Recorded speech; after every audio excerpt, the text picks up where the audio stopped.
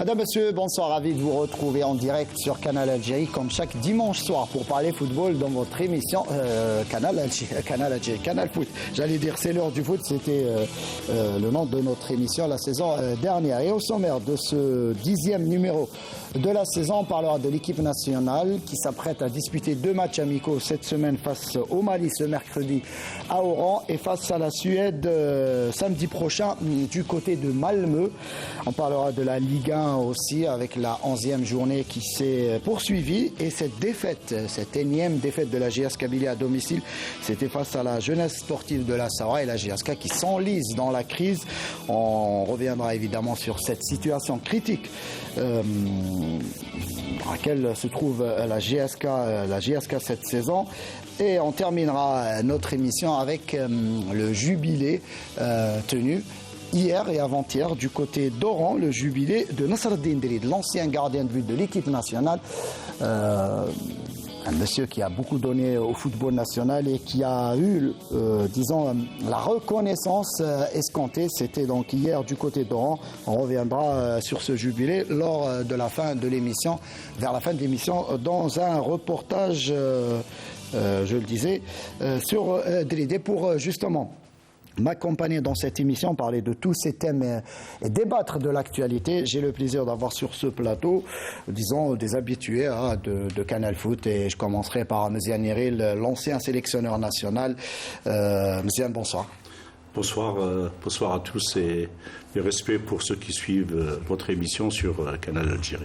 Et en face de vous, on retrouve l'inamovible, Abdelnor Kawa, Abdelnor, la star de l'émission Canal Foot. Ouais, star, c'est bien dit ça. Donc bonsoir Saïd, bonsoir. Je vous laisse le plaisir de l'annoncer. Et je suis très heureux de retrouver mon ami, mon coéquipier en équipe nationale, mais mon adversaire honnête, que j'ai fait souffrir et lui aussi m'a fait énormément souffrir. Et bonsoir bien évidemment à nos amis téléspectateurs. Et Farid Saada, notre consultant, plutôt journaliste, consultant. Pas mal de casquettes. Farid, bonsoir. Bonsoir Saïd, bonsoir à nos invités, bonsoir à tous. Merci à vous. Et on aura aussi par Skype Moussa Saïb, donc l'ancien joueur, l'ancien international et ancien joueur de la jeunesse sportive de Kabylie. On va l'avoir dans quelques instants pour parler justement et de l'équipe nationale et de la jeunesse sportive de Kabylie. Et pour commencer cette émission, première rubrique avec la première rubrique, donc les 3 points de Kawa. Voilà.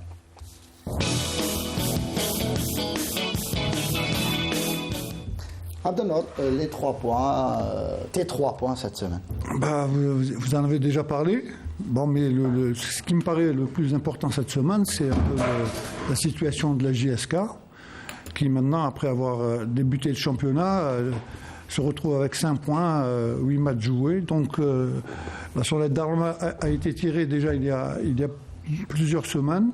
Mais là, on s'est dit, bon, il va y avoir un réveil, mais malheureusement, il perdure dans les défaites. Et je crois que c'est la crise annoncée depuis quand même 2 ou 3 matchs, mais là, ça confirme un peu la situation.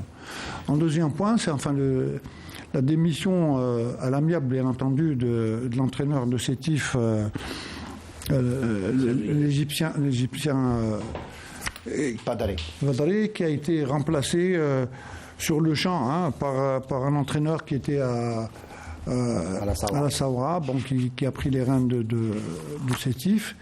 Et enfin, en troisième point, vous l'avez bien dit, c'est le jubilé de Drid, qui a été un des meilleurs gardiens algériens de tous les temps, qui a pu participer à la Coupe du Monde 86 et malheureusement qui se retrouve aujourd'hui dans une situation un peu délicate.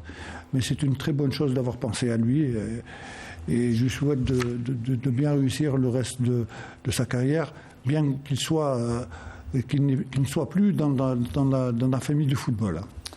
Très très bien, on passe à présent donc à l'équipe nationale après ce jingle.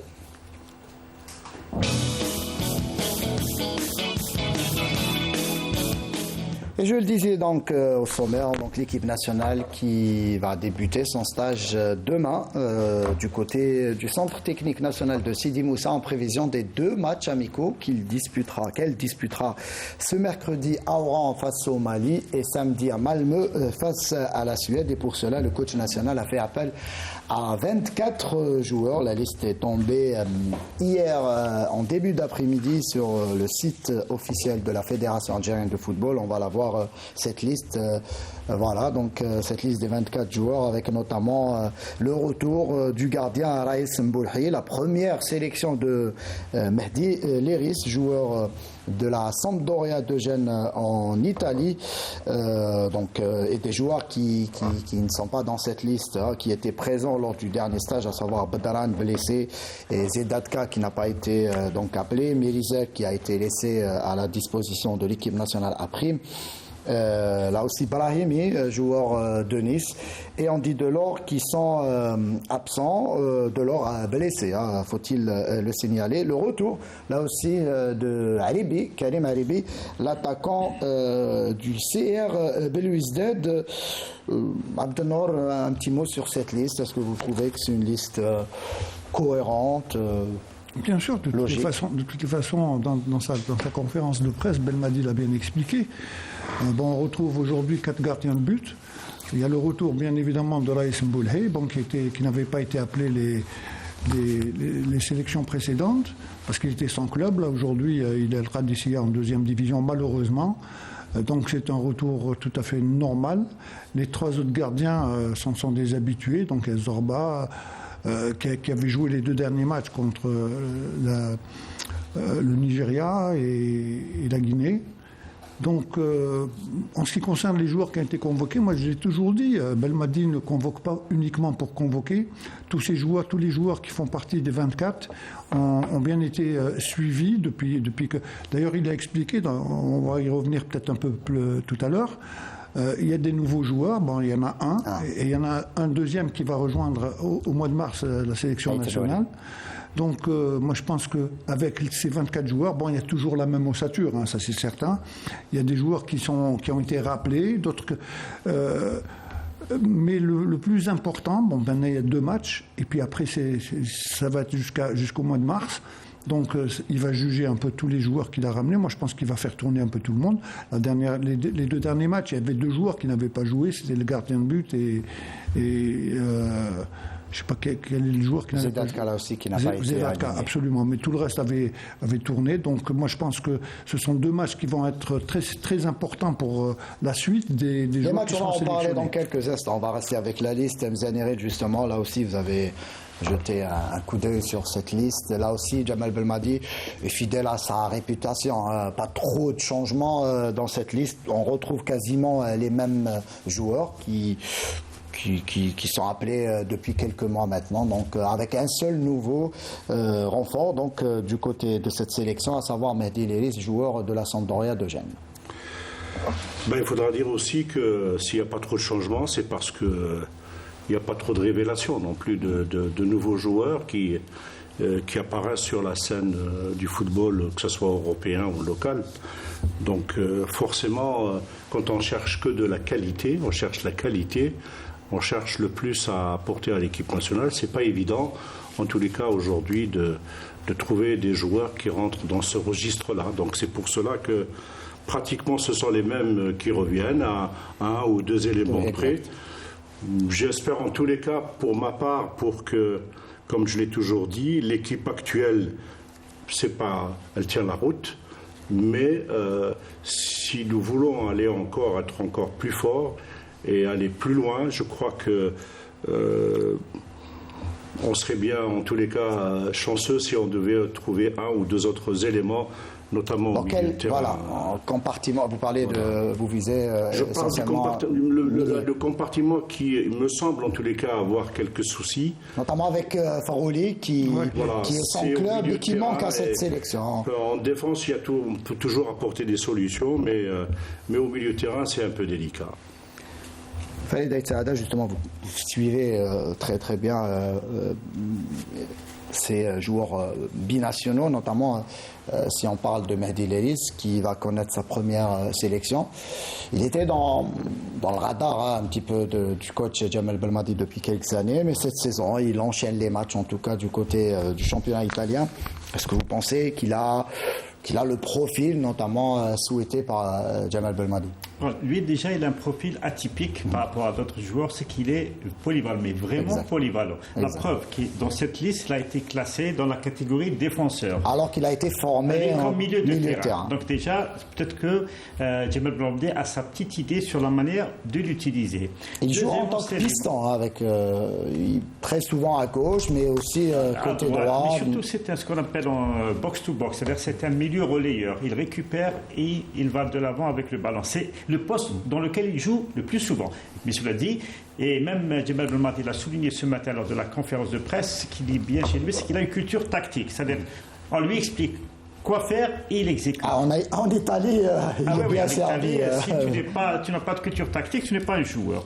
Deuxième enseignement à la lecture de cette liste, c'est que Belmadi suit réellement les joueurs, puisqu'il y a un rappel que les gens n'ont pas remarqué, c'est Yassine Hammash, qui était absent lors des précédents stages, qui est maintenant en Ukraine. Voilà, ancien joueur de Boavista.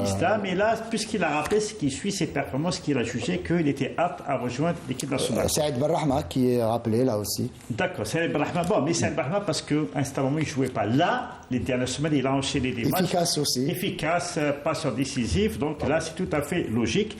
Et autre enseignement, c'est qu'on remarque que, en théorie, il y a 3 joueurs qui peuvent jouer sur le côté gauche. Hammash, que j'ai cité, Bensebaini et Toba. Peut-être que dans la perspective de la venue prochaine et annoncée aujourd'hui par Jamel Belmadi de Ryan Aït-Nouri lors du prochain stage, Ryan Aït-Nouri qui, soit dit en passant, est un arrière-gauche évolué à Wolverhampton, peut-être que là, c'est la préparation de la reconversion de Bensebaini comme défenseur axial côté gauche. Et vous pensez que Aït-Nouri, dès qu'il débarquera en sélection, aura une place de titulaire? Non, je n'ai pas dit ça. Et Jamel Belmadi l'a dit également. Il a dit il faudra qu'il prouve qu'il a sa place et qu'il mérite de jouer. Aït-Nouri qui a été sélectionné en équipe de France jeune et qui a cette semaine donc régularisé un petit peu sa situation au niveau de la FIFA puisqu'il a obtenu sa nationalité sportive. Je ne sais pas si on a avec nous Moussa Saeb. Oui, voilà. Moussa, donc là aussi un petit mot sur cette liste, votre regard sur cette nouvelle liste de Jamel Belmadi en prévision de ces 2 matchs face au Mali et la Suède.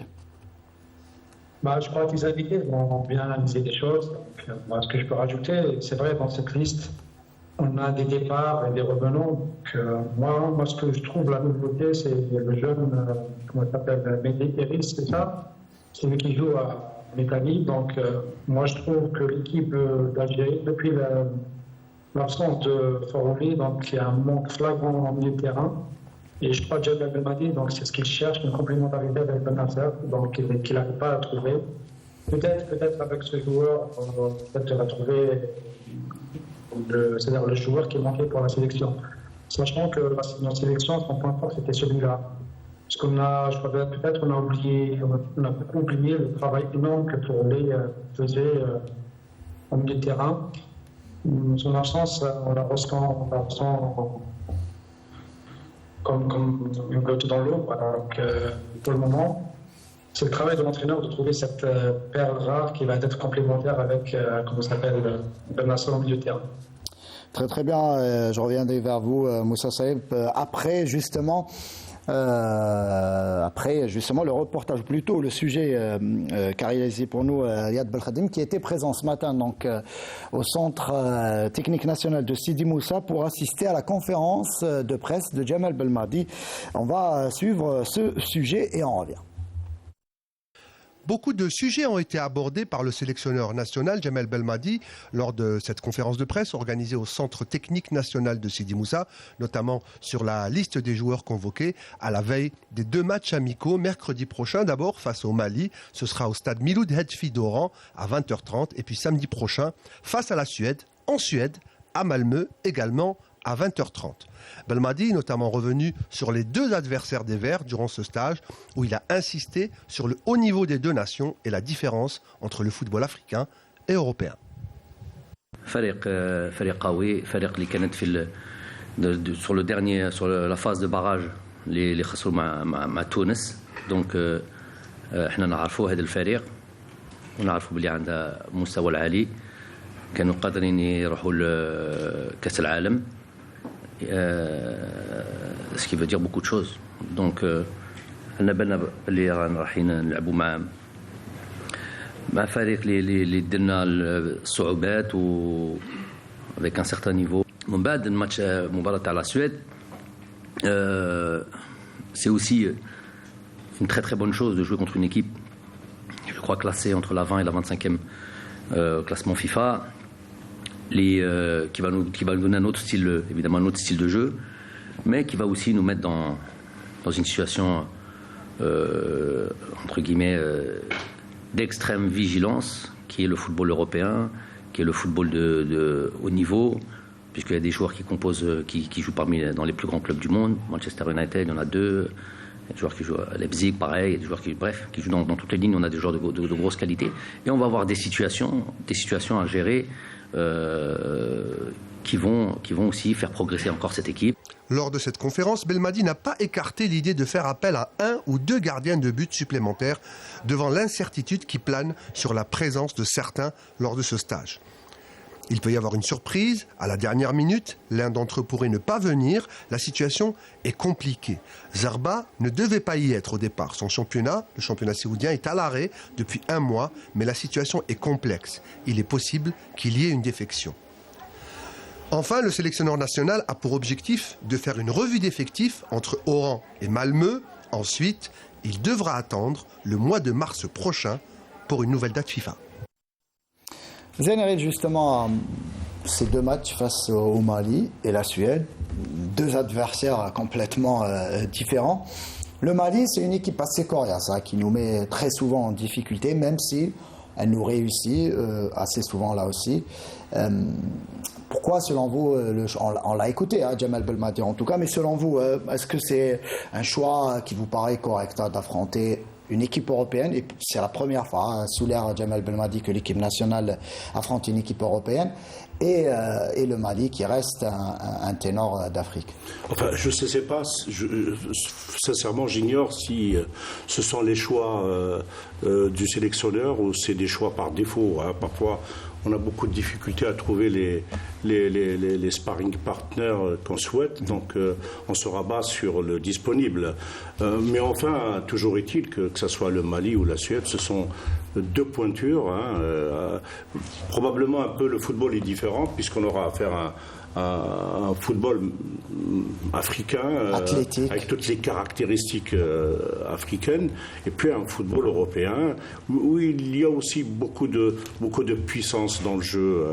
Donc on va avoir 2 styles différents, mais enfin 2 styles qui peuvent aussi déceler les bonnes et les insuffisances des joueurs de l'équipe. Qu'est-ce que Jamal Belmadi, les enseignements qu'il va tirer de ces 2 matchs selon vous, en tout cas ce qu'il devra faire, comme l'a expliqué Riyad Belkhadim, une revue d'effectifs, notamment sans doute pour le premier match face au Mali, et par la suite mettre le 11 type face à la Suède à Malmö? Ça c'est bon, une revue d'effectifs, non, puisque moi je dis qu'il y a toujours la même ossature. Donc on ne peut pas du jour au lendemain enlever tous les joueurs. Non, donner de la chance les joueurs qui ont été convoqués, comme je l'ai dit tout à l'heure, ce sont des joueurs qui sont suivis depuis très longtemps. La venue de Léris n'est pas fortuite, il le suit depuis des années. Donc il y a l'ossature qui va être là, et bien évidemment, pendant des matchs amicaux comme on a déjà joué, il va faire entrer certainement la majorité de joueurs, puisque dans un match amical, je crois qu'on a droit à 6 changements. Donc ça sera déjà une bonne chose. Maintenant, on parle du Mali. Bon, le Mali, c'est sûr que c'est une équipe africaine, mais il ne faut pas oublier que la majorité de leurs joueurs jouent en Europe et pas dans n'importe quel club. Ce sont des clubs très, très, très huppés. Même s'il y aura des défections à côté. Même s'il y a des défections, pas mal de joueurs. Ça sera, moi, je pense que joueurs locaux. Voilà, beaucoup de joueurs locaux. Mais ça sera une très bonne. Moi, je pense qu'il va y avoir une très bonne opposition. Maintenant, c'est vrai, on peut éventuellement chercher le résultat, mais ce qui compte le plus, c'est un peu de découvrir certains nouveaux joueurs, entre guillemets, de voir un peu leur rendement et éventuellement pour les laisser, pour les convoquer au mois de mars. Maintenant, quant à la Suède, effectivement, c'est la première fois que notre équipe nationale depuis l'ère Belmadi joue contre une équipe européenne et pas des moindres. On connaît très bien la Suède. C'est une équipe, pratiquement des meilleures équipes au niveau. Même si elle n'est pas qualifiée. Même si elle n'est pas qualifiée, absolument. C'est une équipe accrocheuse, on va dire. Et là, c'est un football bien évidemment tout à fait différent. Donc il va y avoir un peu le football africain, un peu le football européen. Mais il ne faut pas oublier que la majorité de nos joueurs jouent également en Europe. Moussa Saïb, justement. On le sait, il y a beaucoup d'amertume à côté algérien, que ce soit la rue algérienne, l'opinion sportive, mais aussi les joueurs. Dans quelques jours, il y aura cette Coupe du Monde qui va débuter du côté du Qatar. Et en l'absence de l'Algérie, malheureusement, selon vous, avec quelle motivation les joueurs algériens vont aborder ces 2 matchs amicaux, et notamment celui du Mali? Non, je crois que l'élimination de la Coupe du Monde, dans la tête des joueurs, elle est passée. Donc maintenant, les joueurs ils sont en train de penser pour l'avenir. C'est vrai, il y a deux confrontations très importantes. Il y a le Mali et 3 jours après, il y a la Suède. Donc c'est 2 matchs amicaux qu'il faut jouer avec le plus grand sérieux. Donc ça, je n'ai aucun doute. Et comme vous avez dit tout à l'heure, c'est vrai, le Mali, malheureusement, ne joue pas avec tout son armada de stars. Mais nous, le plus important, c'est de faire. Jamel, il va essayer de faire un brevet d'effectif pour voir où est l'état physique et technique ou tactique des joueurs depuis le dernier match, avant la date du mois de mars pour préparer les éliminatoires qui s'approchent. Il y a une équipe de la Suède aussi qu'on va affronter, je crois que c'est pour la 3e fois. Moi, je me rappelle, je crois que Zen était avec nous. Je crois que vous l'avez de rafraîchir un peu la mémoire. Oui, il y a eu 2. Nous avons joué au 5 juillet. Il y a eu 2 matchs, je crois. Donc, c'est une très très bonne équipe.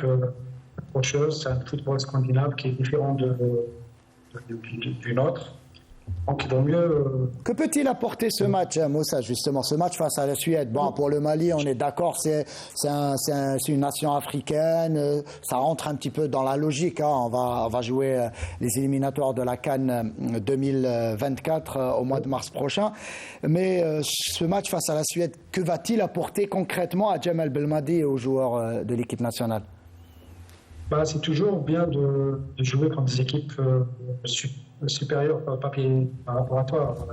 Le classement FIFA, je crois qu'ils sont mieux que nous. Donc de côtoyer le haut niveau, malgré même nos joueurs avec nous des grands clubs, mais c'est toujours mieux de côtoyer les grands clubs et en nation de football. On apprend toujours avec les grands. Très très bien. Oui, Mziane? Pour cette question, effectivement, on peut se poser la question que peuvent apporter des matchs de ce genre pour les joueurs, pour le moral de l'équipe, etc. Mais en fait, c'est un véritable champ de prospection pour le sélectionneur. Lui, je pense qu'il est dans une situation de chercher une assise de l'équipe. Depuis le départ de quelques joueurs, etc. Donc, il est à la recherche d'une équipe type. Il a besoin de confirmer, à l'occasion des matchs de ce genre, la qualité qu'il a, la vue qu'il a et la pensée qu'il a sur un certain nombre de joueurs. Justement, oui, il confirme dans ces matchs-là et à ce moment-là, il peut avancer avec eux. Oui, il ne confirme pas, il faudra en chercher d'autres. Lorsque vous étiez en compagnie de Rabah Majaj, justement à la tête de cette sélection nationale, avant même l'arrivée de Jamel Belmadi, vous avez justement affronté pas mal d'équipes hors d'Afrique, l'Iran, l'Arabie Saoudite et le Portugal notamment. Et le Portugal, je me rappelle, c'était l'équipe phare à ce moment-là, avec championne d'Europe. Jouer à Lisbonne à ce moment-là, ce match, qui par la suite a C'était risqué. C'était risqué et a coûté cher au sélectionneur national et même aux joueurs. Je pense qu'on n'a pas été très intelligent sur ce coup-là. On n'a pas été intelligent du tout sur la façon de gérer les matchs d'application de l'équipe. On aurait pu prendre des équipes plus faibles, enregistrer de bons résultats et faire croire que tout va bien. Non, je crois que on n'a pas été très futé sur ce cas-là. Mais c'était pas ça. Là. Moi, je parle des choix actuels. Je crois que le sélectionneur est dans une phase, il veut arriver à une certitude de la qualité de ses joueurs. Et pour cela, la multiplication des matchs avec différents styles est un moyen véritablement de se faire une idée sur les qualités exactes et les compétences de chacun des éléments qu'il a appelés. Oui, Farid.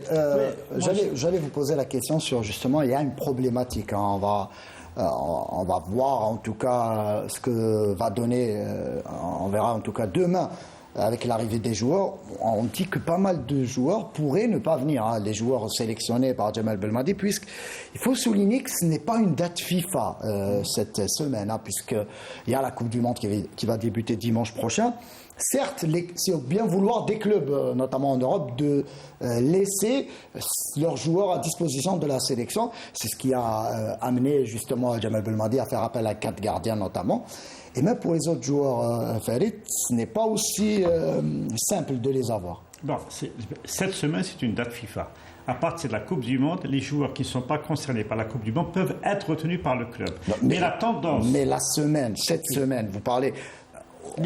Tous les championnats en Europe seront à l'arrêt à partir de ce soir. Mais les clubs ne sont pas tenus de libérer automatiquement leurs joueurs qui ne sont pas concernés par la Coupe du Monde. Voilà, cela dit, selon des informations relayées par tous les médias européens, la majorité des clubs vont libérer tous leurs joueurs au moins pendant 10 jours. Parce que surtout les clubs qui ont beaucoup de joueurs internationaux participant en Coupe du Monde. Les libérer pour quelques jours de vacances. Quelques jours de vacances. Voilà, mais je parle de la sélection algérienne. D'accord. Je vous pose la question autrement. Des clubs européens, je prends l'exemple du Milan AC, avec Smaïl Bennassar qui a beaucoup joué.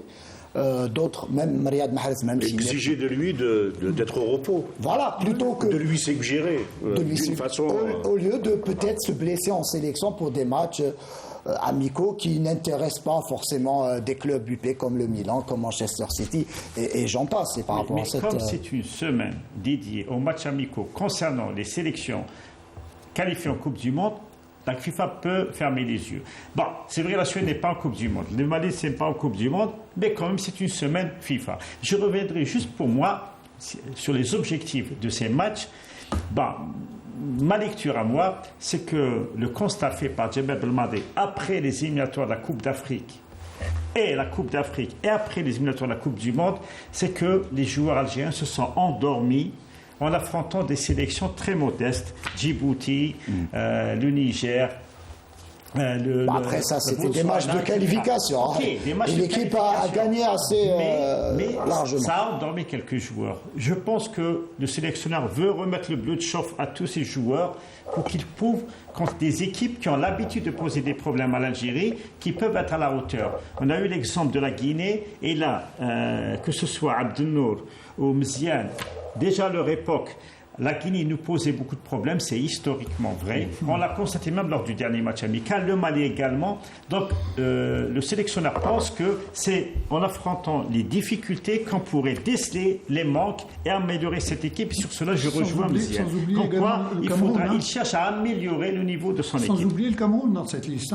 Parce que le Cameroun, on n'a jamais réussi à avoir des résultats positifs contre le Cameroun. C'était la première fois que nous avions battu le Cameroun 1-0.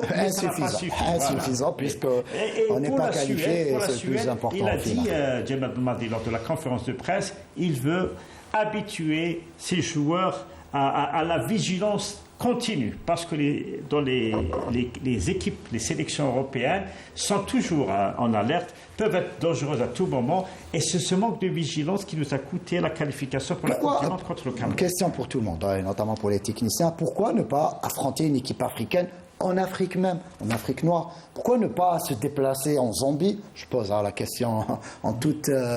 Parce que le souci... Méziane en a parlé tout à l'heure. Voilà, jouer par exemple en Zambie, jouer en Burkina Faso, en Côte d'Ivoire. Je pose la question comme ça. Ça dépend, comme l'a dit Méziane. Il y a un calendrier. Est-ce qu'on a la possibilité d'aller jouer par exemple contre le Zimbabwe? Mais depuis pas mal d'années, rappelez-moi, Farid, le dernier match que l'Algérie a disputé avec une équipe africaine. En amical. En amical, en Afrique subsaharienne. Il me semble en tous les cas que ce n'est pas véritablement le souci majeur de Belmadi actuellement, du sélectionneur. Ce n'est pas de voir est-ce que le joueur est capable de s'adapter aux conditions africaines ou pas. On n'en est pas encore là. Je crois qu'aujourd'hui, il va avoir une vision, il va être rassuré en tous les cas sur la qualité des joueurs qu'il a sélectionnés. Donc c'est cela sans souci. Après viendra bien entendu le souci d'adaptation aux conditions réelles de jeu. Ça sera dans une future étape. Le plus important à l'issue de ces deux matchs, c'est de ne pas se tromper sur la future liste qui doit être présente au mois de mars. Donc c'est pour ça, même si la tâche paraît assez simple là, pour les éliminatoires de la Coupe d'Afrique, il n'y aura pas. Il n'y a plus de simplicité dans les matchs, on l'a vu en Coupe d'Afrique. Le Sierra Leone, la Guinée équatoriale. Après, on a débuté... Ça, c'était un match officiel. Alors, mais on est avec 6 points, quasiment il nous manque 6 autres points pour être officiellement qualifié. C'est une nouvelle page qui va s'ouvrir pour notre équipe nationale. Moi, je pense que Djamal est conscient de ce qu'il est en train de faire. Il a sa grande envie, bien sûr, c'est de remettre un peu l'équipe nationale sur le podium, éventuellement, puisque on va jouer la Coupe d'Afrique, peut-être entre guillemets, peut-être que ça va être en 2025 en Algérie. Ça serait fort possible, et ça serait une très bonne chose également. Moussa Saïb, on va parler avec vous de l'équipe nationale A', qui est en stage actuellement depuis le 10 du côté des Émirats Arabes Unis avec l'équipe de Medjid Bouguera, disputé son premier match amical dans ce stage ce soir, cet après-midi, en toute fin d'après-midi, face à la Syrie. Victoire là aussi de l'équipe de Medjid Bouguera, 1-0, but signé Mirizek à la 71e minute de jeu. Cette équipe nationale A' qui continue d'enchaîner en tout cas les victoires et qui se prépare de la meilleure des manières, en tout cas pour ce CHAN qui aura lieu en Algérie. C'est vrai, donc une très très bonne équipe. Si je peux l'appeler comme ça. Et elle a commencé son match de préparation aujourd'hui avec une victoire, avec le but, très très beau but, qui était marqué par Mélisac. Le jeune Mélisac, c'est ça? C'est ça. Et donc nous, ce qu'on souhaite, comme la chaîne, on l'appelle le CHAN. Le CHAN, c'est le championnat d'Afrique, voilà, des locaux. Exactement, donc on dit le CHAN, donc on va le préparer chez nous. Je crois que le match d'ouverture, ce sera le 13 janvier. Face à la et l'objectif, c'est de le remporter. Donc c'est nous qui l'organisons, donc on a les moyens pour. On a la patte pour, donc toutes les conditions sont réunies pour prendre ce trophée après le suivi de la part. Zénérid, justement, un mot sur cette équipe nationale A' et sur Medjid Bouguera. Medjid Bouguera qui réalise un excellent travail. Les résultats sont là, même si à cette période de préparation, les résultats comptent peu, mais ça reste important d'aligner les victoires et les bonnes performances. Un mot sur Medjid Bouguera, sur le travail qu'il fait. C'est vrai qu'il enchaîne, l'équipe enchaîne de bons résultats et c'est rassurant. Enfin, ça démontre que comparativement, les championnats locaux africains, les joueurs algériens ne sont pas mal lotis, même si on a encore beaucoup de difficultés. On affronte les équipes A pour la plupart. Pour la Syrie, aujourd'hui, c'est l'équipe A. Oui, enfin, je parle en règle générale. Notre championnat, comparativement aux autres, mis à part peut-être l'Égypte, ou une grande rivalité avec l'Égypte, qui sont un peu au-dessus de la mêlée, mais entre les Tunisiens, etc. Je crois que on fait partie, en tous les cas, des lots des équipes qui ont qui a une assez bonne organisation générale. Même chez nous, on n'est jamais satisfait de notre organisation. Mais globalement, sur le plan africain, nous avons des championnats de jeunes, nous avons des championnats qui tiennent la route mieux que dans d'autres pays. Mais enfin, cet enchaînement de bons résultats donne de l'espoir à beaucoup de footballeurs locaux d'être toujours attentifs et d'attendre éventuellement une occasion de sauter le pont pour aller de l'autre côté de la. Voilà, exact. C'est un peu le but de cette équipe. Il y aura 2 matchs aussi amicaux à disputer face à la Sierra Leone et ensuite face au Koweït. Oui, non, ce que je voulais dire par là, c'est que Madrid est conscient de ce qu'il est en train de faire. Ça n'a pas été le fait du hasard qu'il se retrouve au niveau de la tête de cette équipe des locaux. Donc, quand on voit un peu tout le travail qu'il a fait, parce que ça fait quand même plus d'une année qu'il il était bon, il était avec Jamal dans le staff technique, il a eu la prise en charge de cette équipe des locaux. Je pense qu'il a sillonné pratiquement tout le territoire. Les meilleurs joueurs qui sont du championnat. Ah oui, sur ça, il fait son travail. Voilà. Il se déplace un peu partout dans les stades algériens. Ce qui est bien chez Madrid, c'est qu'il a pu faire sa transition très très rapidement de joueur, parce qu'on voit un peu son parcours en tant qu'entraîneur. Ça fait à peine 4 ans qu'il est au niveau d'un staff technique. Il a commencé à travailler au Qatar. Aujourd'hui, il a cette prise en charge. Puis aux Émirats et après. Aujourd'hui, il a la prise en charge de cette équipe. On est à la veille. Vous savez, le mois de janvier, c'est pour bientôt. Donc, moi, je pense que cette équipe sera fin prête pour le championnat du Chan. Et tout ce que je peux lui souhaiter, c'est éventuellement de la remporter, ça c'est certain. On a fait le tour des équipes nationales, l'équipe A et l'équipe A'. On passe à présent à la Ligue 1 après ce jingle.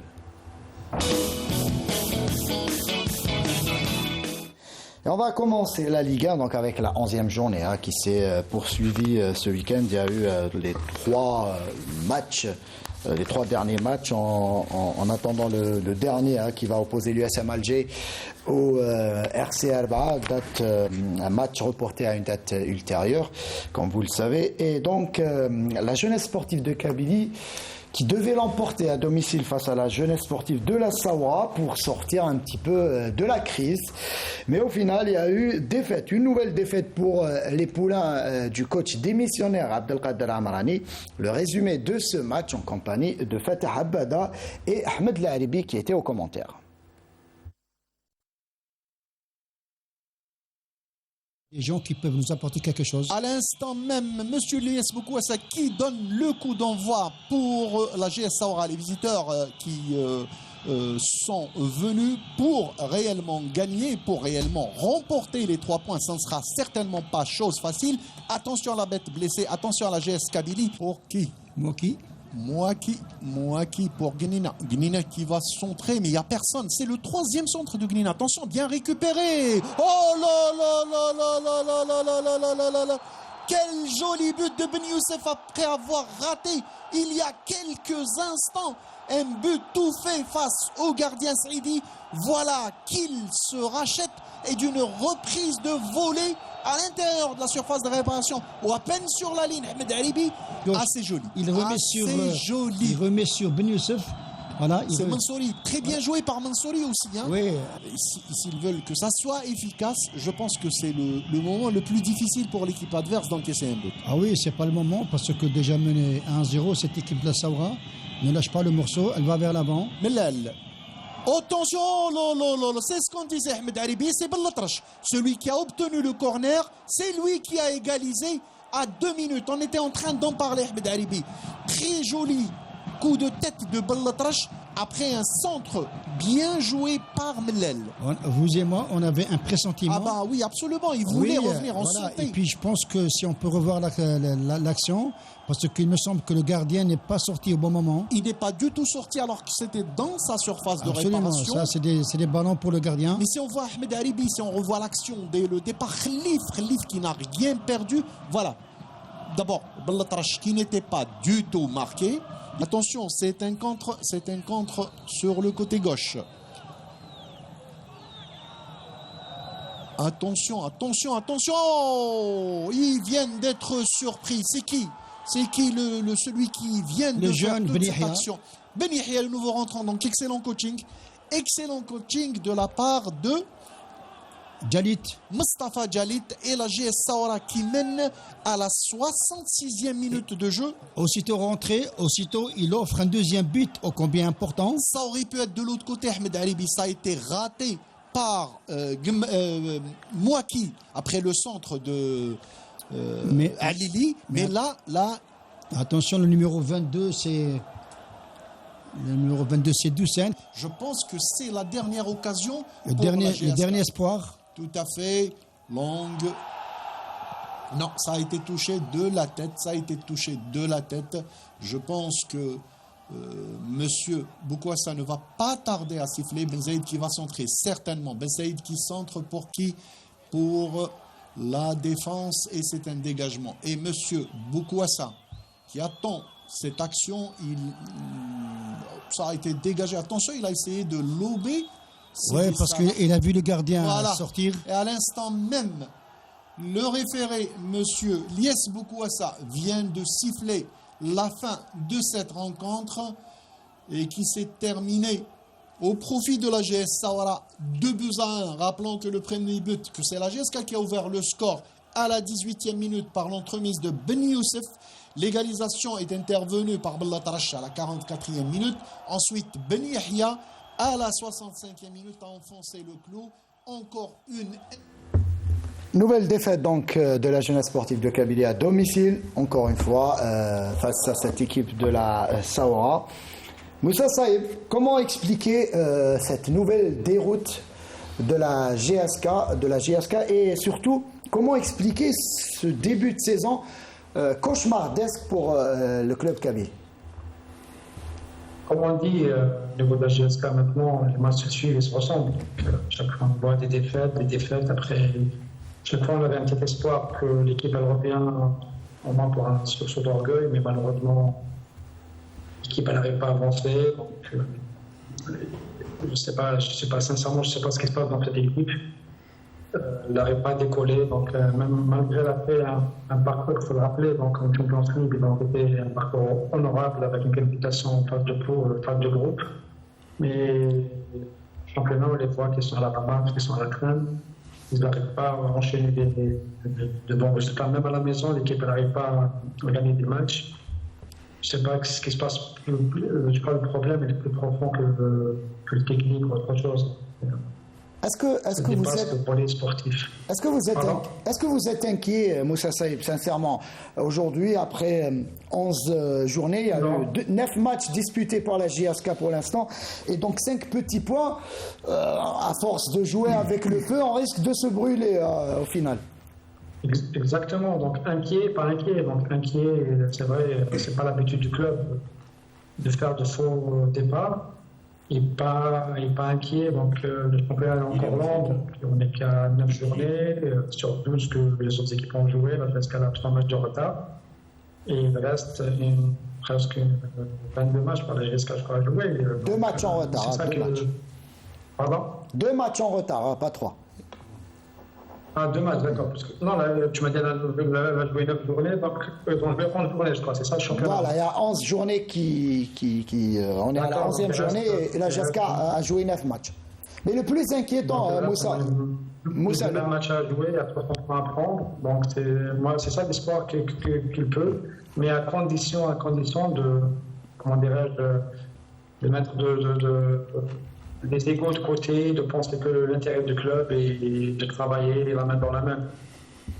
Monsieur Néril, justement, vous connaissez très bien la maison, la GS Kabylie, vous l'avez entraîné là aussi. Quand il y a cet enchaînement de mauvais résultats, on l'a vu, la GSK a bien débuté son match hier face à cette équipe de la Saoura en menant au score. C'est quasiment, on dit très souvent dans le football, le plus dur c'est de marquer, notamment quand on joue à domicile, de marquer ce premier but.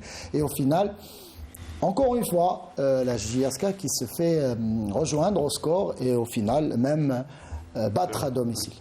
Enfin, ce qui inquiète, indépendamment des résultats qui qui peuvent être corrigés si.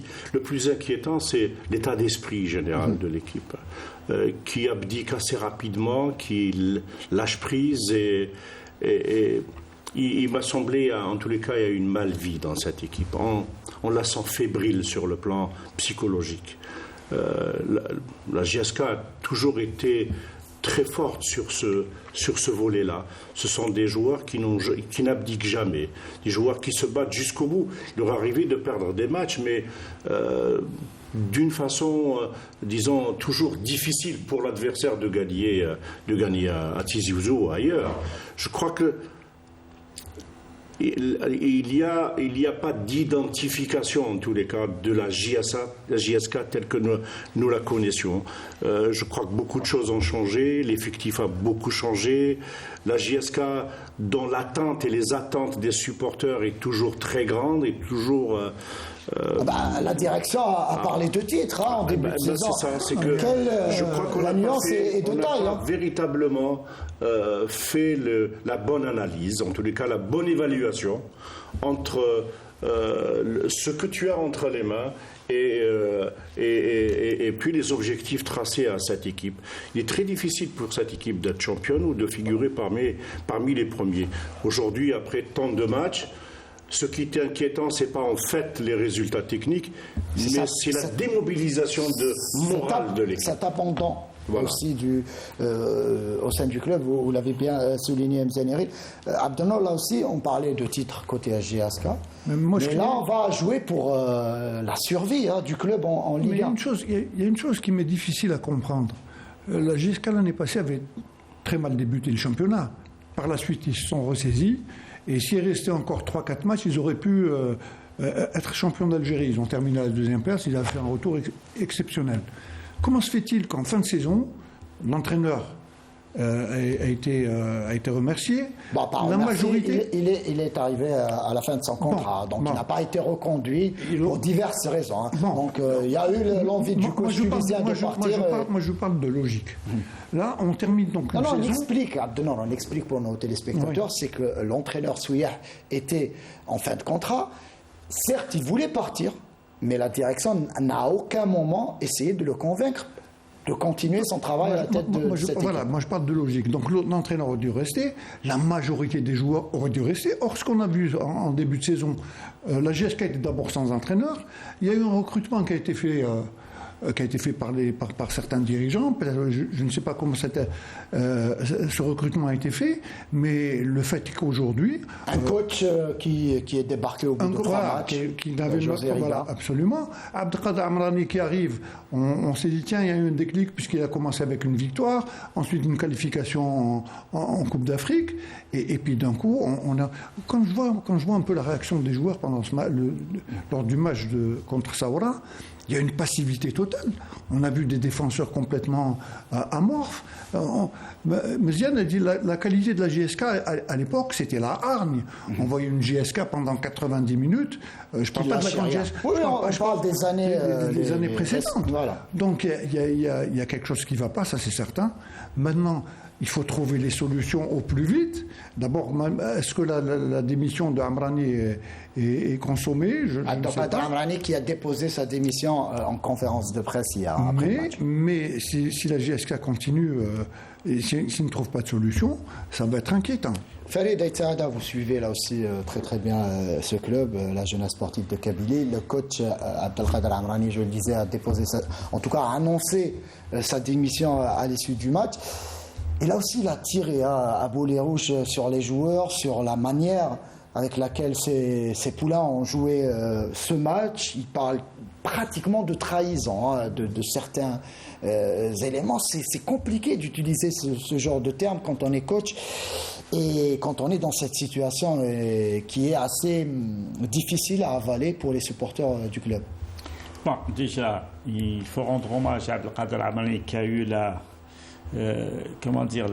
lucidité de démissionner alors que d'autres auraient attendu d'être limogés pour prendre tout leur argent. Voilà, donc lui il a vu que ça, il faisait plus l'affaire. Oui, mais il a été direct en disant je ne sais plus quoi faire pour remédier à cette situation. Il a raison en partie et tort en partie. Il a raison pour dénoncer ces joueurs parce que c'est pas lui qui les a ramenés. En arrivant, il a trouvé des joueurs que même son prédécesseur, Riva, a trouvé des joueurs recrutés. Et ça, c'est une aberration. Dans le football algérien, on ramène des joueurs, après on ramène le coach. Alors que normalement, c'est l'inverse qui devrait se faire. Mais Farid, quand on ramène un coach comme Riga, avec tout le respect que j'ai pour lui, qu'est-ce qu'il connaît des joueurs algériens? Mais la moindre des choses serait de le consulter. Non, la moindre des choses, c'est de recruter un entraîneur avant de recruter les joueurs déjà. Mais n'est pas totalement d'accord. S'agissant des étrangers, non. On peut pas consulter sur des choses qu'il ne connaît pas. Par rapport peut-être au poste. Pour voir peut-être. Ok, mais pour Abdelkader Ahmed, là où il a un peu tort, il a dit il y a des joueurs qui l'ont trahi, qui ont triché, mais il ne fallait pas les faire jouer tout simplement. Il a une autorité sur le joueur, sur le choix des joueurs. Théorique, hein, une autorité théorique sur le choix des joueurs. Il a fait pas mal de changements. Cela dit, pour revenir, pour appuyer ce qu'a dit Abdelnour, c'est une équipe qui termine 2e du championnat. Donc il lui reste un peu plus pour jouer pour le titre. Donc on garde l'ossature et on renforce avec 2 ou 3 joueurs qui peuvent apporter ce qui manquait la saison passée. Mais qu'est-ce qu'on voit? On change d'entraîneur et Souia, pourquoi il est parti? Parce que les contacts pour le remplacer avaient débuté au mois de mars déjà. Et je peux vous dire aussi que du côté de la GSK à ce moment-là, la direction jugeait que l'équipe ne jouait pas assez bien. C'est bien un beau football. Mais qui gagnait.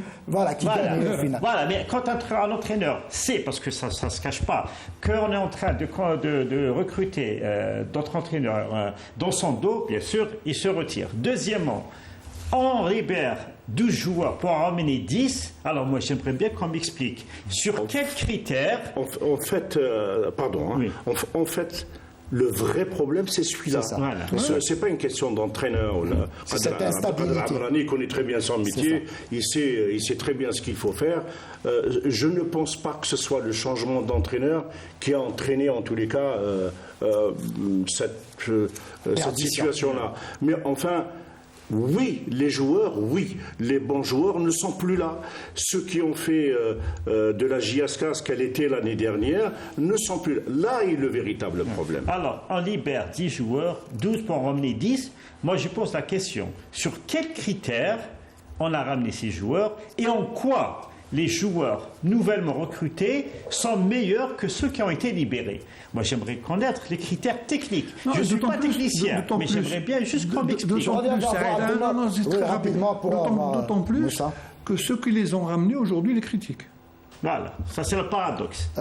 Moussa Saïb, là aussi, vous connaissez très bien la maison, donc vous êtes enfant du club. Abdelkader Amrani décide donc de partir. Il faudra à la direction lui trouver un successeur. Selon vous, qui, j'allais dire, la personne idoine, en tout cas pour reprendre le flambeau du côté du staff technique et mener cette équipe de la jeunesse sportive de Kabylie aux victoires et surtout lui éviter le pire. On est l'équipe avant-dernière au classement avec 5 points. Il faudra faire attention, je disais tout à l'heure, au maintien qui ne sera pas aussi simple que cela. Tu as répondu à ta question. Je parle surtout du coach qui sera là pour... La GSK, elle est arrivée là où elle est maintenant. Il y a un cumul d'erreurs. Donc, la première erreur, c'est vrai, Abdelnour l'a bien spécifié, contre un entraîneur qui était classé vice-champion d'Algérie. Même sa volonté de partir, tu vas essayer de convaincre pour le garder. Et de ne pas libérer des joueurs, donc ça c'est d'une. Et de deux, même tu as ramené un entraîneur, par exemple le Belge qui est arrivé, c'est lui qui a fait la préparation, c'est lui qui a débuté le match. Moi, pour le libérer, pour le jeter comme ça, et peut-être c'est une deuxième erreur aussi. Donc, vaut mieux le garder jusqu'à au moins la 10e journée pour au moins faire un C'est ça, pour faire un... Et après, de changer un troisième entraîneur ça dans un laps de temps de 2 mois. Avec l'arrivée d'Amrani, n'a pas la baguette magique. Donc, les changements à bien, ça peut marcher comme ça peut ne pas marcher. Amrani, ça vient marcher en toute l'Afrique, mais en championnat, ça n'a pas marché. Moussa, est-ce qu'il faudra, là que Amrani a décidé de partir, est-ce qu'il faudra justement ramener un coach qui connaît très bien la maison, un coach j'allais dire, qui connaît le club, qui a été soit ancien joueur, soit coach du côté de la GSK par le passé. Mon idée, c'est qu'Amane va finir son travail. Donc, vous pensez qu'il va revenir sur sa décision? Je préfère, au moins lui, il a commencé, il va finir le travail. Et comme je dis, moi, le problème, il n'est pas dans l'effectif, il n'est pas dans l'équipe, il n'est pas... Je crois qu'on arrête entre les actionnaires de stéréo à bouler entre eux. Il y a deux clans dans cette équipe. C'est-à-dire que l'autre, c'est la GSK. Il y a le clan de l'ancien président et le clan du nouveau président qui sont en train de tirer. Et ça, quand on est joueur, Moussa, est-ce qu'on suit de près ce qui se passe au sein du club? Vous le dites si bien, lorsque du côté de la direction, il y a ce malaise entre l'ancienne direction et l'actuelle direction. Quand on est joueur, on suit de près ce qui se passe? C'est normal, tu fais partie de ce club, donc ça te concerne, c'est ta maison. Quand ta maison elle est infiltrée à gauche à droite, donc c'est normal, ça te perturbe l'entraîneur dans son travail, ça perturbe les joueurs dans leur travail. Donc maintenant, il faut qu'on oublie tous ces intérêts personnels. On va sauver ce qu'on peut sauver et faire les comptes à la fin. Donc pour le moment, c'est pas le moment de changer X par Y ou ramener ça ou ça, donc ça c'est pas le moment. Très très bien. Juste rajouter un truc, une précision concernant l'entraîneur de la saison passée. Souya également, lors des dernières journées, quand la JSK a redressé la barre, avait fait fi des recommandations des dirigeants et choisissait lui-même les joueurs. Parce qu'à un certain moment, on lui dit il faut faire jouer les joueurs qui étaient recrutés et qui coûtaient cher, qui avaient plus de gros salaires. À la fin, il faisait ses propres choix. Et cela n'a pas plu à tout le monde. Là, il faut le préciser. Alors, autre précision. À un certain moment, vous vous rappelez, entre 1995 et 2004, la GSK avait passé 9 ans sans remporter le titre de champion. Et c'était à l'époque, c'était beaucoup pour un club comme la GSK. Et beaucoup disaient, voilà, avec 2004, avec la reprise du chemin vers le titre, ça y est, on ne vivrait plus ça. Là, on en est à 14 ans. Son titre pour la GSK, et ça sera 15 parce que cette saison impossible.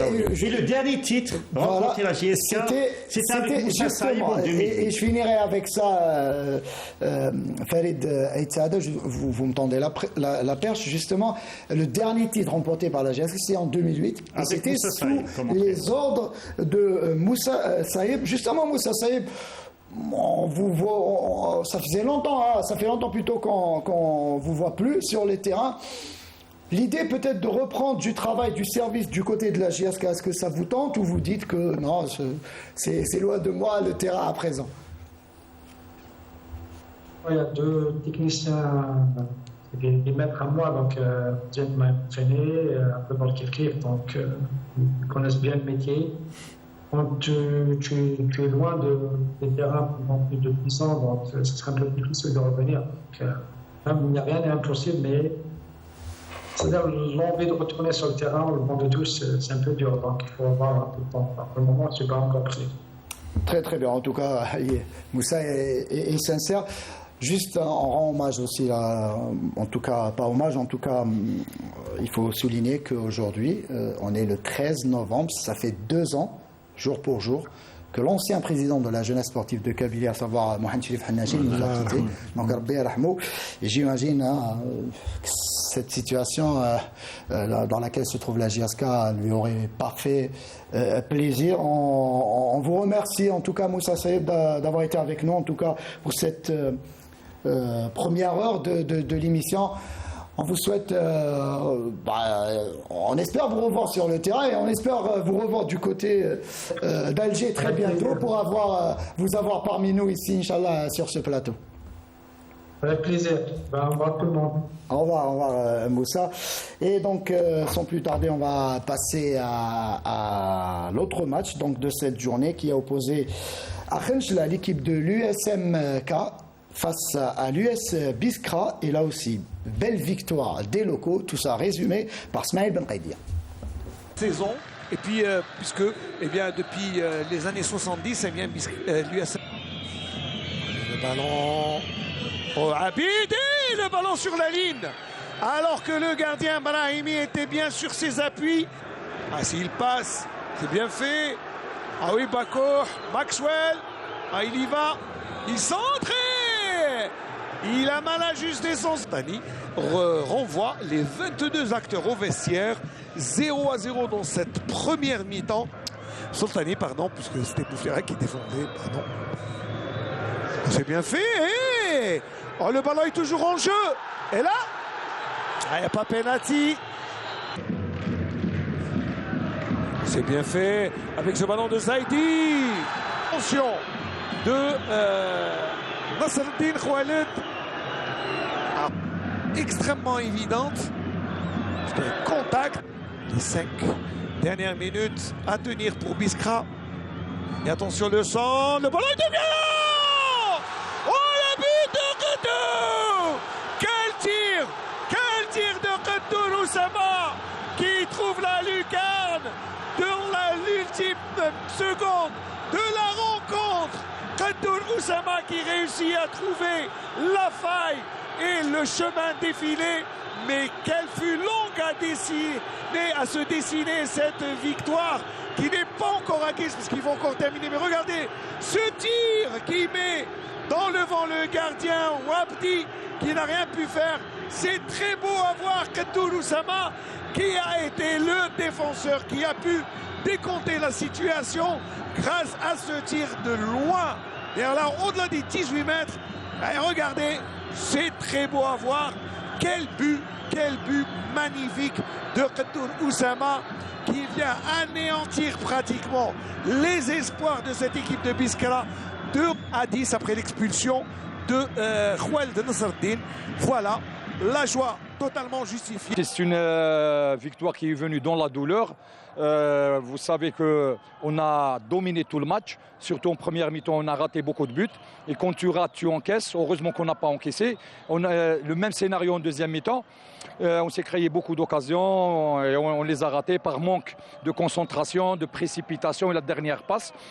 N'oubliez pas aussi qu'il n'y a pas 3 attaquants, Bayazid, Tosin et Atmani, on n'avait pas d'attaquants dans le banc de touche, mais ce qui prouve aujourd'hui c'est une victoire dans la douleur, ce qu'on aime. On les aime beaucoup, surtout nous les coachs et les joueurs, tout à fait, parce que ça montre déjà la force de caractère de l'équipe. Ils étaient très concentrés jusqu'à la dernière seconde. Quel but, messieurs. Avec celui de la GSK, c'est les 2 plus beaux buts de la semaine. En tout cas. Et justement, ce but, cette frappe soudaine, bon, j'allais dire soudaine, mais elle était bien préparée en tout cas, 90e minute. Et vous disiez que tout Khanchla courait derrière, c'est logique, son buteur. C'est une libération. Exact. Ça confirme. À ce moment du match, tout le monde pensait qu'il allait se terminer par un match nul. Et puis une frappe limpide comme ça, avec un but extraordinaire. Je pense que même vous aurez. C'est un but magnifique. Oh, oui, c'est un but magnifique. Non, je comprends tout à fait la réaction du public et la libération à ce moment-là du match. À la 90e minute, c'est extraordinaire. C'est ça qui fait la différence quand on est en pleine confiance. Ça prouve la bonne santé de l'équipe, ça c'est certain. Malgré la récente défaite. C'est la révélation de ce début de saison. Bon, c'est vrai qu'ils ont des joueurs très talentueux, des joueurs qui ont de l'expérience, mais on sent quand même une équipe qui vit bien ensemble, qui évolue bien ensemble, avec un entraîneur qui domine son sujet, qui maîtrise bien son groupe, avec qui il y a une interaction extraordinaire entre les joueurs et l'entraîneur, et puis ça se confirme sur les terrains. Donc, ce qui fait de Khanchla, moi il me semble en tous les cas, j'ai vu le SM Khanchla jouer 3 ou 4 fois, il me semble en tous les cas c'est une équipe qui va jouer les premiers rôles. Ah oui, vous pensez que... Tout à fait, je le pense. Justement, et Nabil Merez était avec nous il y a quelques semaines et il parlait de la confiance placée en lui par la direction qui, malgré les 3 défaites enchaînées en début de saison, j'allais dire que le fait que, lorsque l'entraîneur est mis en confiance et, par sa direction, ça aide aussi. Ce qu'il faut redire encore une fois, c'est que Khanchla n'avait pas fait de préparation. Donc il s'était entendu avec son président lui a dit bon, les premiers matchs que nous avons joués, ça va être des matchs disons, de début de saison qui rentrent dans le cadre de la préparation. Donc, et puis après les 3 matchs, on est en train de voir Khenchla. C'est vrai que c'est la révélation du championnat. Hein. Et moi, début de saison, je rejoins Mziane pour l'avoir vu jouer également 3 ou 4 matchs. C'est une équipe qui peut rivaliser. Qui a battu City Facile, qui a battu le Mouloudé d'Alger à domicile. Et c'est pas par hasard. Ce n'est pas le fait du hasard. On est en train de voir d'abord une équipe. Ils n'ont pas tellement changé leur ossature, mise en confiance et qui pratique quand même un beau football, on l'a vu. Et puis marquer des buts aussi magnifiques que ça, on en demande. C'est une équipe mûre, c'est une équipe. Vous êtes sous le charme, je vous sens. Vous êtes sous le charme de cette équipe de Oui, parce que c'est vrai qu'on ne s'attendait pas. Hein. C'est une découverte. Ça faisait une belle lurette que l'USM Khenchla a disparu des radars de la première division. Donc là, ils reviennent, bien sûr. C'est avec toujours beaucoup de curiosité qu'on attendait. Moi, j'ai retrouvé beaucoup de joueurs que je connaissais qui étaient dans de grands clubs à l'est du pays. Donc, ils ont fait une petite sélection. Mais enfin, est-ce que ça allait marcher ou pas? Avec la présence de Nabil Nariz, je crois que la mayonnaise a pris et on a une équipe qui est très compétitive aujourd'hui. Ils sont du niveau juste derrière le CRB, CSC, Mouloudia d'Alger. Ils sont là, hein, ils sont l'USMA, etc. Ils sont dans ce groupe-là, dans ce lot-là. Moi, je trouve que la clé, c'est comme l'avait dit Nabil Nariz, la confiance de la direction. Quand on bénéficie de la confiance de la direction, tout peut aller. La vraie confiance, pas comme un président quand il dit à l'entraîneur je lui réitère ma confiance alors que dans son dos il est en train de recruter. Non, la vraie confiance qu'on le laisse travailler. Moi je me rappelle que comme Mziane était entraîneur de l'AS Schleff avec le titre qu'il a remporté en 2010 et auparavant dans les années 90 quand il a fait une double montée avec le NAT, il y avait une adhésion complète de la direction avec lui. Quand un entraîneur, a l'appui de la direction, il peut affronter même les supporters. C'était le cas, je le rappelle, de Boualem Sherif quand il était à l'USM Al-Harraj. Plusieurs fois, il y avait des supporters, non, parce que chaque année, on forme des joueurs, on les vend, on veut jouer pour les titres.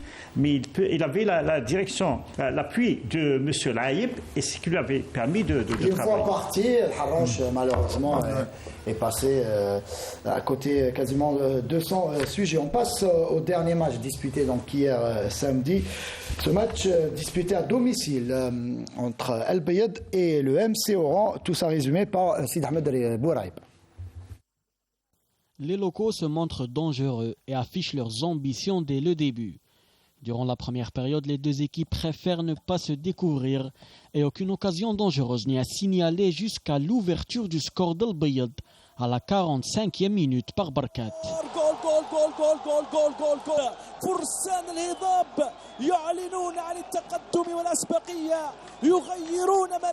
La réaction des Hamraoua ne se fera pas attendre. 4 minutes après la reprise, Belaribi remet les pendules à l'heure avec un tir en dehors de la surface de réparation. ياسر بالعريبي هل سيسدد أم يراوغ؟ ياسر بالعريبي التسديد goal. Ne voulant pas se contenter du match nul, les locaux se ruent en attaque mais sans succès. Le gardien du MCO s'illustrera sur cette superbe tête qui a failli faire mouche.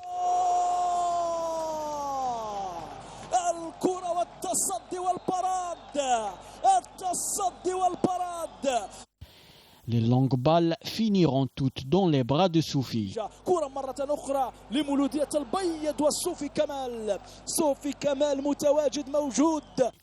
Durant le temps additionnel, Ben Ayyad face au gardien tire, mais le keeper sauve brillamment les siens.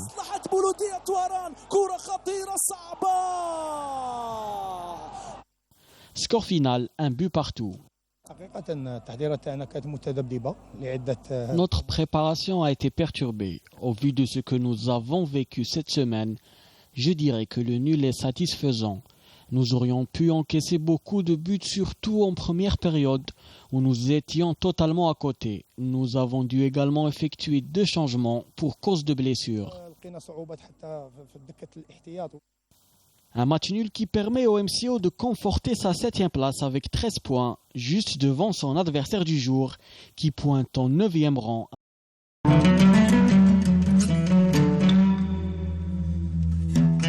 بسم الله الرحمن الرحيم إن الصلاة كانت على المؤمنين كتابا موقوتا صدق الله العظيم.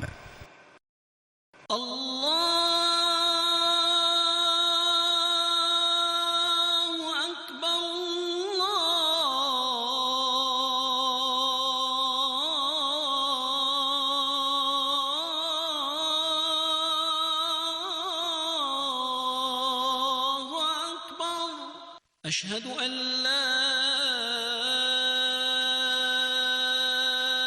إله إلا الله أشهد أن لا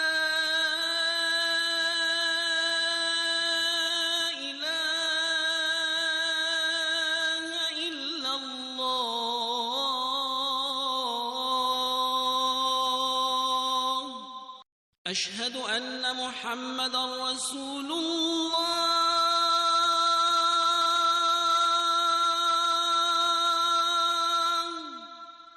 أشهد أن محمدًا رسول الله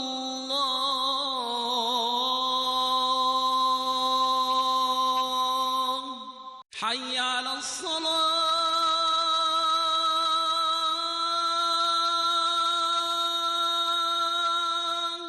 حي على الصلاة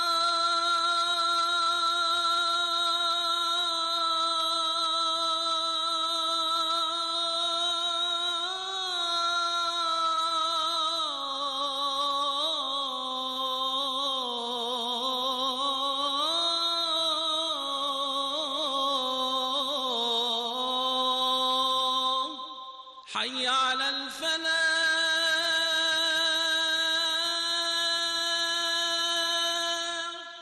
حي على الفلاح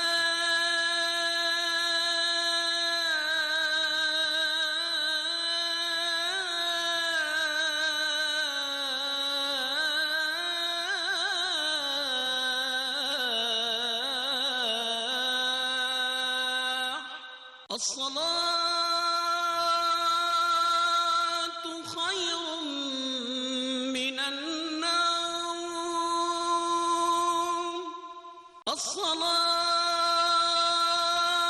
الصلاة خير من النوم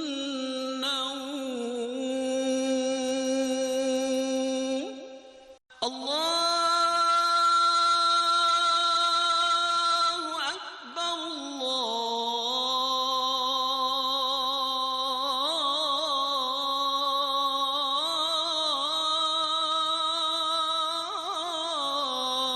الله أكبر لا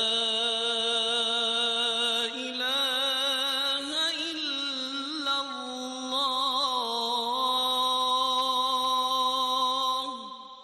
اللهم رب هذه الدعوة التامة والصلاة القائمة آت محمدا الوسيلة والفضيلة والدرجة الرفيعة وابعثه اللهم مقاما محمودا الذي وعدته. Juste devant son adversaire du jour, qui pointe en 9e rang avec 12 unités. Voilà, là aussi un match nul pour cette équipe de l'Beïda qui depuis quelques temps marque le pas à Abdelnour Kawa, malgré un début de saison qui était... Une trajectoire tout à fait différente si on doit la comparer à celle de Khenchla. Bon, mais le plus important pour eux, c'est d'essayer de se maintenir cette saison.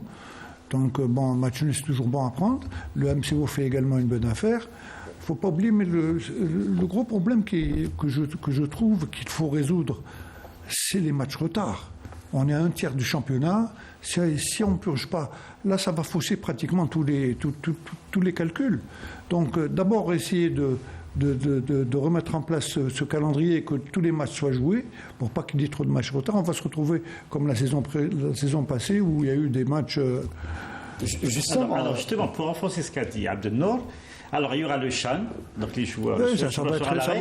Et à partir du mois de février, les phases de poule, la Coupe de la CAF et de la Champions League, avec 3 représentants algériens. Mais comment expliquer cette décision prise par la Ligue, Mziane Erid, quand vous êtes entraîneur et vous faites face à ces arrêts répétitifs du championnat? C'est compliqué pour votre travail.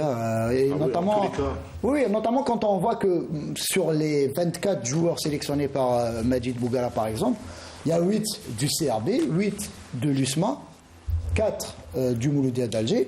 Pour ces 3 clubs, on comprend que les matchs soient décalés, plutôt reportés, mais pour les autres, un match entre JS Kabylie et le Parado, le match en retard, en principe, il doit se disputer puisqu'il n'y a pas de joueurs sélectionnés en équipe A'. Bon, aussi, Paradou, il y a des joueurs. Il y a Boulbine, un seul joueur. En tous les cas, ce que j'ai cru comprendre, c'est que, on l'avait vu, il y avait une réunion entre la Ligue nationale de football et ainsi que l'entraîneur de l'équipe A'. Il m'a semblé qu'ils avaient trouvé un terrain d'entente et que les calendriers ont été faits sur la base, en tous les cas, du programme qui a été arrêté lors de cette réunion. Mais après, je ne sais pas ce qui s'est passé. Mais je me demande comment on va... La Ligue s'est retrouvée dans des situations. Il y aura un autre stage le mois de décembre, du 11 décembre au 19, je crois. Il y aura une semaine pour jouer un dernier match amical sans doute au stade de Berrari, puis le Chien. C'est vrai que ça devient compliqué. En tout cas, messieurs, on va suivre, on va revoir tous les résultats de cette 11e journée et le classement, et on revient par la suite.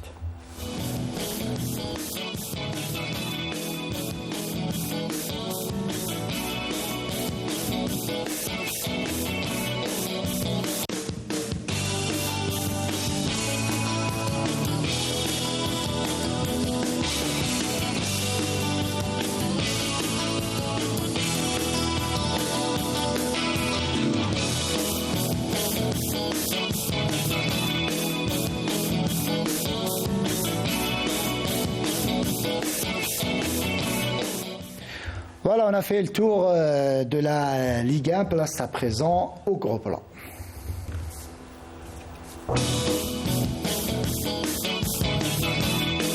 Gros plan au reportage ou justement hommage, là aussi, pour un ancien international, l'ancien gardien de but, notamment de l'équipe nationale, de l'USM Belabas, du MCO, de TBSA, et pas mal de clubs qui a fait les beaux jours, notamment entraîneur également. Entraîneur également. On parle évidemment de Nasreddin Drid qui a eu enfin son jubilé. C'était vendredi, samedi et dimanche. Donc trois jours pour lui rendre hommage. On va suivre ce reportage. J'y étais en tout cas du côté d'Oran. On va suivre le reportage et on revient. L'homme le plus heureux sur terre aujourd'hui parce que j'ai réussi à réunir ou à retrouver des gens que peut-être ça fait des décennies qu'on n'a pas vu sur la scène footballistique, mais aujourd'hui, alhamdulillah, alhamdulillah, alhamdulillah. C'est dans une ambiance émouvante et festive que s'est donc tenu ce week-end à Oran le jubilé de l'ancien gardien de but de l'équipe nationale des années 1980, Nasreddin Drid. Ses anciens coéquipiers en sélection et en club ont tenu à partager avec lui cet événement, une reconnaissance pour celui qui a tant donné au football national et qui, de l'avis de tous, était un partenaire exemplaire.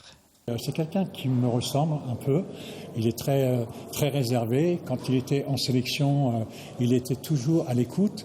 C'était un gardien de but qui était toujours, comment dirais-je, présent. Il était toujours ouvert. Et sa grande qualité, c'est son humilité. C'est quelqu'un de très simple. Et moi, j'apprécie. Et en dehors donc du sportif lui-même, de sa carrière et de sa connaissance et de son expérience au football, nous a toujours impressionné par sa gentillesse, sa disponibilité. C'était un joueur exemplaire sur le terrain et en dehors. C'était un gars qui ne réchignait pas aux efforts à l'entraînement. Lui et surtout le regretté Serbah, ils avaient à peu près le même tempérament, donc ils travaillaient énormément. C'est un gars très gentil et puis c'est parmi l'un des meilleurs gardiens qu'a connu l'Algérie, hein, il faut le souligner. D'abord sur le plan sportif, ça a été un immense gardien de but qui a marqué son passage au niveau des équipes dans lesquelles il a joué ou au niveau de l'équipe nationale, notamment lors de la Coupe du Monde 1986. C'est un immense talent qu'on a tendance à oublier, malheureusement. C'est pour ça qu'il faut combattre la culture de l'oubli. Et tout ce qu'il a ramené comme personne, comme ancien joueur ici, des différents clubs dans lesquels il a évolué, est en lui-même un grand événement. À force d'abnégation, de sacrifice et de patience, Nasreddine Drid a su comment détrôner Mehdi Serbah dans les bois et se distinguer notamment lors du Mondial 86 et son match héroïque face au Brésil. C'était un excellent gardien.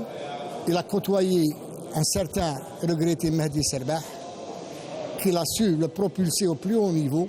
C'était la concurrence saine entre les deux. Il y avait aussi Kadri, il y avait aussi Amara. Mais Drid est sorti du lot. À l'époque, c'était la fin de carrière de Mehdi.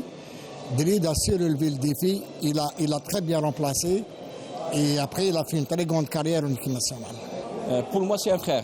J'ai gardé de très bons souvenirs avec lui en équipe nationale. Nasser est quelqu'un de très respectueux, très sérieux. Moi, je me rappelle comment il a commencé et comment il a gagné sa place.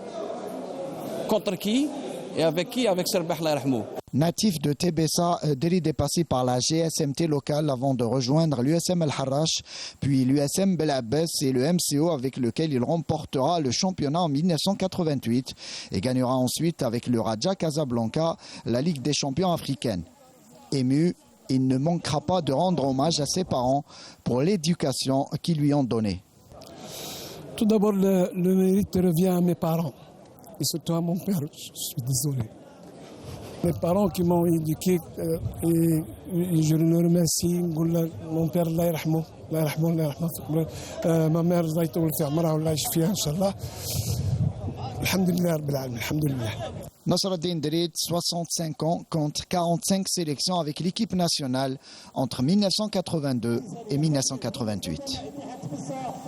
Jubiléa organisé en tout cas sous l'égide des autorités locales de la wilaya d'Oran, mais aussi du ministre de la Jeunesse et des Sports Abdelrazak Sebga, qui a en tout cas mis tous les moyens à disposition pour la réussite de ce jubilé. Et justement, Nasreddine Drid tenait à les remercier vivement à Abdenor. Justement, c'est bien de voir la famille du football réunie autour d'un ancien joueur. On espère voir ce genre d'initiative se répéter. Vous savez, des joueurs qui sont passés en équipe nationale, mais qui n'ont pas laissé leur empreinte. Donc, qui sont passés, dont on n'en parle pratiquement plus. Nasser Drid a été quand même un des meilleurs gardiens algériens depuis tout le temps. Il a fait cette coupe du Monde au Mexique. Il a été au MCO pendant un bon nombre d'années. C'est vrai vainqueur de la Ligue des champions africaine avec le Raja. Il était au Raja, contre le Raja plutôt à l'époque, je crois que c'était Saaden qui était entraîneur, ou c'était toi, non? Non, moi je suis arrivé dès qu'il était parti déjà. D'accord. Donc, la finale perdue. Oui, perdue. Et ça a été un exemple pour tous les gardiens de but. Bon, bien qu'il soit pratiquement d'une génération après moi, je l'ai très bien connu, c'est quelqu'un d'extraordinaire, d'une simplicité, d'une gentillesse, d'une éducation extraordinaire également. Donc c'est la moindre des choses que c'est une reconnaissance, peut-être un peu tardive, mais l'essentiel c'est qu'ils aient pensé à lui et qu'il y en a encore pas mal qu'il faut... Ziane, justement, Nasreddine Drid était tout ému durant tous les 3 jours. En tout cas, il y a eu au programme pas mal de matchs, des matchs de vétérans entre l'USM Al-Harrach et l'USM Bel Abbès. Ensuite, le MCO USTB, ça, c'est les clubs dans lesquels il avait joué. Et aujourd'hui, donc, ce matin, avec le match là aussi entre l'équipe de la presse face à la sélection nationale de 1986, l'année dernière. C'est très bien l'hommage. C'est vrai, mais ça ne règle pas les problèmes des anciens joueurs qui sont dans dans la difficulté. Je crois que Drid ou bien d'autres encore, ou bien même les joueurs d'aujourd'hui, pour éviter justement que l'on fasse recours encore à des procédés de jubilé, d'aider, etc., d'aide, d'entraide, etc. Il faut réfléchir à la fin de carrière des joueurs. Les ex-internationaux ont droit à plus d'égards. Il faudra réfléchir comment, peut-être, pour qu'ils puissent vivre, à la limite, avoir une pension et une retraite convenable qui puisse leur permettre de vivre dans au moins...